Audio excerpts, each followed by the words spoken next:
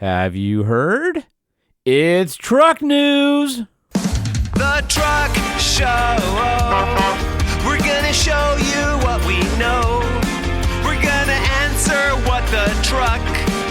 'Cause truck rhymes with the Truck Show. We have the lifted, we have the lowered, and everything in between. We'll talk about trucks that run on diesel, electricity, and on gasoline. The Truck Show, the Truck Show, the Truck Show. Oh, oh. It's the Truck Show with your host, Holman.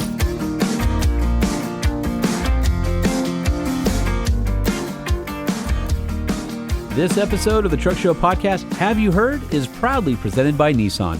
Nissan has the right truck or family hauler for your needs, along with legendary Nissan durability.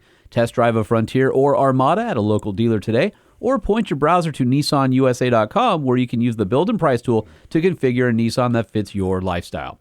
And if you love your truck as much as we love ours, then why not give it the best lubricants money can buy? A pioneer in synthetic lubricants for more than 50 years, AMSOIL products deliver wear protection, engine cleanliness, and fuel efficiency that conventional oils simply can't match. Whether you need oil, lube, grease, transmission fluid, car care products, filters, or even complete oil change kits, you'll find everything you need at AMSOIL.com.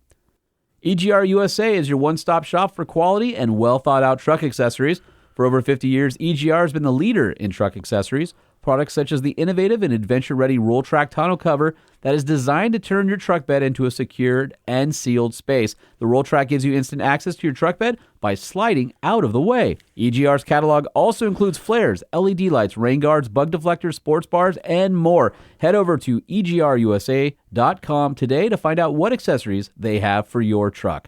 If you're a truck guy, then you're definitely a knife guy, and you should have a Kershaw in your pocket. All Kershaw knives, regardless of price point, come with a limited lifetime warranty and lifetime sharpening. Repair parts such as pocket clips, screws, and springs are readily available through the website, and the Kershaw lineup has everything from EDC knives that can be used and abused for under $50 all the way up to high-end collectibles. Thanks to our generous partnership with Kershaw Knives, Truck Show podcast listeners can get 40% off MSRP and free shipping over $50 by using the code 25TSP40 at checkout on the Kershaw.kaiusa.com website. When it comes to amazing adventure content, how-tos, and great storytelling, only one brand is doing it right in the print magazine space, and that's OVR Outdoor Vehicle Recreation. OVR is about getting out there in our vehicles to explore and discover the world around us. Get complimentary access for a year to the digital library or a discount on your print subscription today at ovrmag.com. Use the promotional code at Truck Show Podcast. Please support the Truck Show Podcast today by patronizing our sponsors. What's up, everybody? Welcome to Have You Heard? So I guess I got to ask the question, have you heard? So first up is our good friend Mike Rowe. We have to congratulate him and the Mike Rowe Works Foundation because Project Sweat, the 1962 Dodge Power Wagon work truck, and it just went up for auction this past weekend at Barrett-Jackson, Scottsdale. Well, first keep in mind that all the proceeds, 100% of the proceeds, go to the Mike Rowe Works Foundation. This truck was designed by a guy by the name of Colby Donaldson who wanted nothing from Mike. It was built by a bunch of really talented people in Ohio. They didn't ask for anything. And Sugar Creek, which is the bacon people, they basically bankrolled it. And so there's all these people behind the scenes. That truck sold for $1.5 million. Yeah, buddy. So, again, congrats to Mike Rowe Works because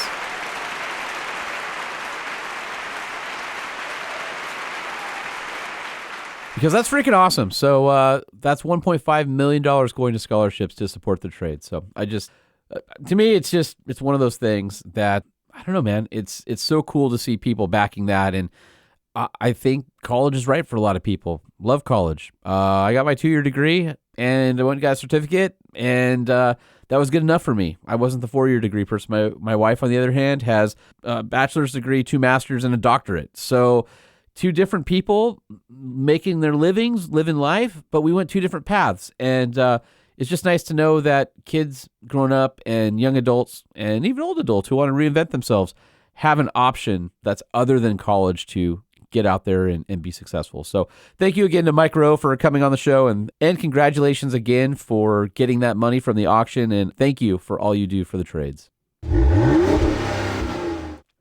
So next up, we have to talk about Ken Block's 1977 Ford F-150 dent side, the Hoona truck, which is a follow-up to the Mustang-based Hoonicorn. This one is probably the raddest dent side ever made. So why a F-150 dent side? Apparently, Block was fond of that particular truck because he did a bunch of hooliganism in a truck just like that in his youth, and he wanted to bring it back. So it's a regular cab, short box. It was used in Gymkhana. Just freaking unbelievable. The thing is loaded with all sorts of tech and racing stuff. It has a 914 horsepower, 702 pound-foot of torque, 3.5-liter EcoBoost V6 out of the Ford GT. It's got all-wheel drive. It's got a 6-speed transmission. It is 79 inches wide. I mean, it's just, the thing's a beast. I don't know if you've ever seen it. I can't believe anyone listening to the show has never seen the Hoona truck. If you aren't familiar with the Hoona truck, it was used to go up China's Heaven's Gate Road on Tiananmen Mountain in Gymkhana 2. It was featured alongside a bunch of other Block vehicles in Gymkhana 10. After that, Ford and Block parted ways, and so he sold off a bunch of his Fords. Obviously, Ken passed away back in 2023 in a snowmobiling accident, and the truck had been listed for sale for $1.1 million back in 2021, and it fell short of that. It went to Barrett Jackson, and it just wasn't $1.1 million, but I mean, how can you be upset? It still sold for $990,000. Like, woo! Is that the most expensive F-150 ever? I don't know. It might be up there. So rumor has it that it took $1.5 million to build that thing. So whoever got it got some kind of a deal, and it doesn't say who bought it, but I wonder if this is going to be the last we see of the Hoona truck, or if it's going to just be tucked away in somebody's private collection.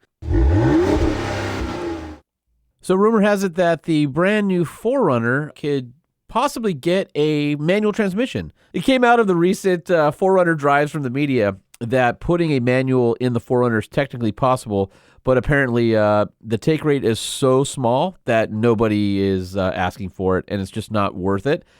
I kind of feel like it could be Field of Dreams. If you build it, they will come, right? You're already putting in the same platform and the same chassis with the Tacoma, so it's not like the development is that much more. But I guess they're thinking about things like build complexity and that kind of stuff. So I guess that leaves the only two SUVs with a manual available are the Bronco and the Jeep Wrangler. So for you manual guys, it looks like Toyota does not have your back on this one. So the new reviews of the 4Runner are in, and I'm going to try and get a journalist friend of mine who is on the drive into the studio so we can get them for a truck review here on the Truck Show podcast. Sounds like Ford has another recall. Oh man, it's they're just getting killed right now with those things. So this one is for 272,000 vehicles that have a bad 12-volt starting batteries. So this one involves the 21 to 23 Bronco Sport and the 22 to 23 Ford Maverick models. Apparently, the underhood battery could suddenly fail, causing the vehicle to stall while driving. So auto start-stop is affected, and it might not have enough juice to restart, and then basically you're all stranded at the stoplight. So Ford says that they conducted an in-depth investigation, and they figured out that they had a bad batch of batteries that they received from a supplier in China. Go figure. So apparently this isn't the first time Ford's recalled the batteries. In April of 24, nearly 500,000 Bronco Sports and Mavericks were also looked at for sudden battery failure. But back then it wasn't to replace the batteries. They did a software update. Here's the thing, though. I feel like when I was a kid, batteries lasted like 7 to 10 years. And I feel like batteries that you're getting in modern cars, it's so funny. It's like the irony of we have these EVs with this crazy battery tech, yet the 12-volt battery in most cars and trucks that's under your hood, I feel like they last 2.5 to 3 years now, if you're lucky. Like basically they know exactly how to build a battery so that it fails right after the warranty period. Whether that's true or not, I'd love to hear from you if you've had battery issues on your new vehicle, or if you've seen a pattern of the batteries kind of getting worse over time too. So that's truckshowpodcast@gmail.com. Let me know what you think. So if you have one of those vehicles, you might be getting a little note So if you have one of those vehicles, you might be getting a little letter from Ford in the mail. So here's an interesting one. Tim Kuniskis, the new and old CEO of Ram, was quoted in an interview with Newsweek where they discussed the possibility of him becoming the new CEO of Stellantis, where he said, quote unquote, "Some people love business and some love politics. I love product." He's been all over Stellantis. Obviously, he's been at Dodge, Jeep, and Ram, but I think he was also at Chrysler for a while, Fiat, Alfa, Maserati. So he understands the market. He understands product. But Tim is a true enthusiast and basically just said no. He wants to focus on creating great products for the customers and focus on Ram. So we'll see what happens with that. I think Ram's going to be better off for it, and I'm excited to see what they have. If the Rebel X that I was just in is any indication, they've got a great product to build upon. In other Stellantis news, it sounds like the Dodge Durango is not dead. Sounds like there will be a replacement for the current vehicle, which has been out for quite a long time. There had been some conversation that it would be replaced by a slightly smaller SUV. I guess Stealth is the name, but it hasn't really been official, but the internet says it is. Anyway, they're pulling that name off of that Dodge Stealth that was based on the Mitsubishi 3000 GT sports car, if you remember that from the late 90s, if you're my age or older. So the Dodge Stealth is not going to be the Durango. It sounds like that might be a 5-passenger model. The Durango will be slightly bigger, and that's going to be a 7-passenger model. So if you're a Durango fan, looks like you probably have until 2026 until the current version goes out, and then maybe 2027 till the new one comes in. In more Ram news, man, there's just all sorts of Ram news happening this week, and not a lot from everybody else, but sounds like our friends down under might be able to pick up a Ram RHO because the Ram RHO pickup was caught testing in Melbourne. So for all of you Aussie friends who are looking for a right-hand drive RHO, you may be in luck.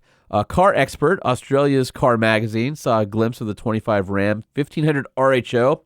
It was in a suburb of Melbourne called Clayton, and was near the Walkinshaw Automotive headquarters. And that's where Ram Trucks of Australia has their HQ, and they do a lot of the right-hand drive conversions and all that stuff. So what do you guys in Australia think? truckshowpodcast@gmail.com. Do you want a RHO? You want a right-hand drive Ram RHO down there? I want to know, are you a baller in Australia if you have a right-hand drive Ram RHO? I remember Rams were down there. I can't remember if they ever brought the TRX down there. Is that cool to you guys? Let us know. truckshowpodcast@gmail.com. If you are a Honda owner, and I know a lot of truck guys have a second vehicle in the driveway, the V6 powered midsize Honda, so the Pilots, the Acura TLXs and MDXs, Honda just recalled a bunch of them. 300,000, actually 294,612 vehicles to be exact. Sounds like that great V6 could just stall with little to no warning. So here's the deal. Honda figured out it's as easy as a software fix, so nothing crazy. You go in for your oil change, it sounds like they'll be able to fix you up.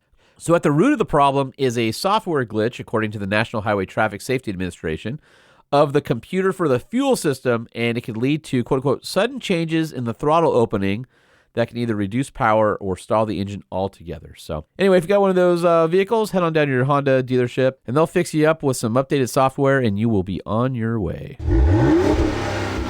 So the last story for this episode is about the U.S. Department of Transportation, and the newly confirmed head of the U.S. Department of Transportation, Sean Duffy, has ordered NHTSA, again, National Highway Traffic Safety Administration, to reset the corporate average fuel economy standards for automakers.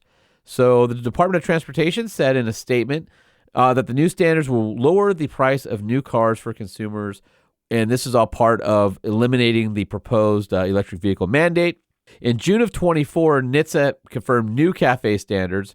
That would have bumped up the corporate average fuel economy to 50.4 miles per gallon by 2031 for not only passenger cars, but also light trucks. So that's a pretty big deal. If you guys remember when Trump was in office back in 2018, he suggested maintaining the existing 37 miles per gallon through 2026. So I don't know what the new target will be, but the directive comes under Executive Order 14154 if you want to check it out. And it basically says that energy regulation should be grounded in clearly applicable law.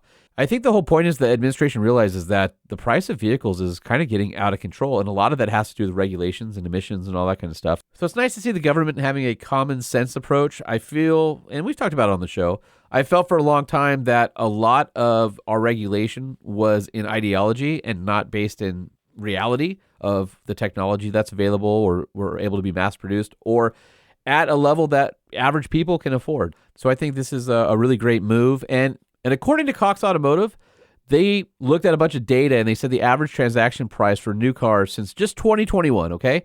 So we're talking 3 years ago, was $40,881.